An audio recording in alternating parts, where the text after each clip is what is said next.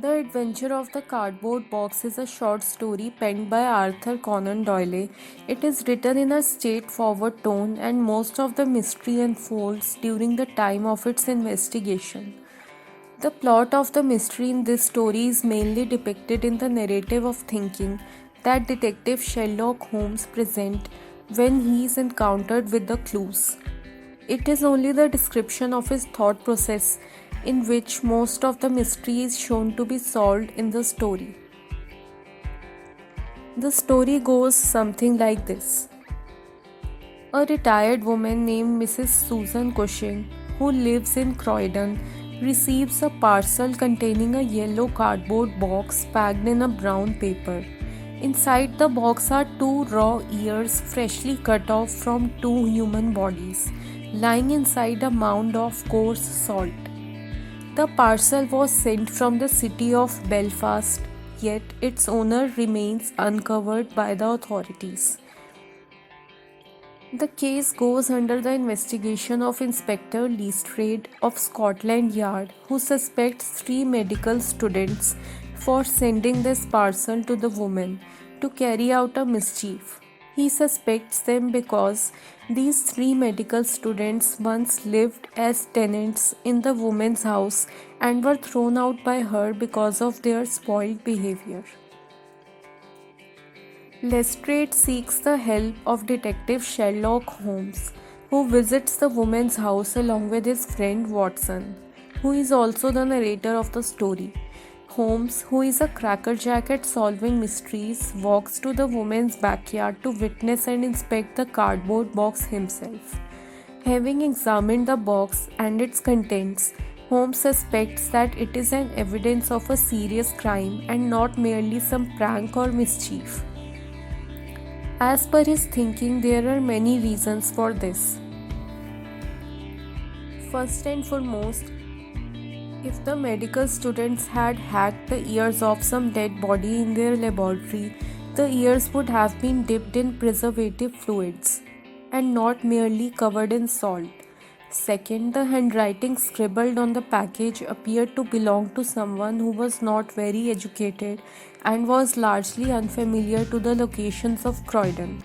He thought this when he noticed a spelling mistake in the spelling of Croydon that was corrected and covered up by hastily writing over it with the pen.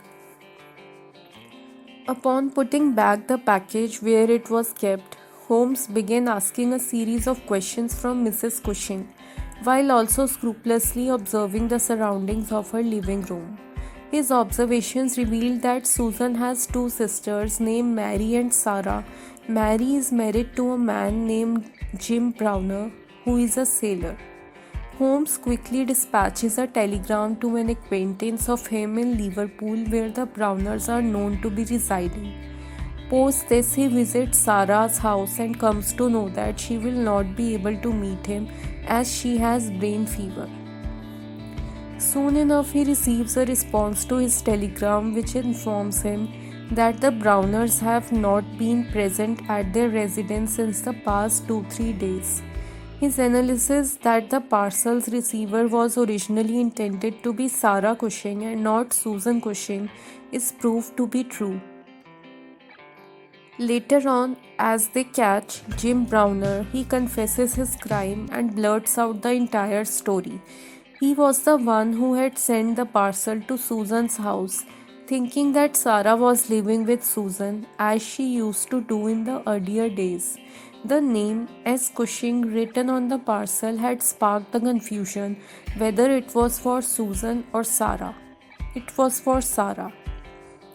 The two freshly cut ears contained in the parcel belonged to Jim's wife Mary and to a man who was Mary's lover.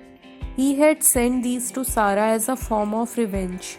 He believed that it was Sarah who had poisoned his wife's mind against him and introduced her to the man. This was all because Jim had once rejected Sarah's love. While Jim appears to be racked with guilt as he confesses the entire story, Holmes starts to ponder on the nature of life, the circle of misery. Whose fault it was actually. Jim committed the crime and raged with a sense of passion that arises from experiencing betrayal in love.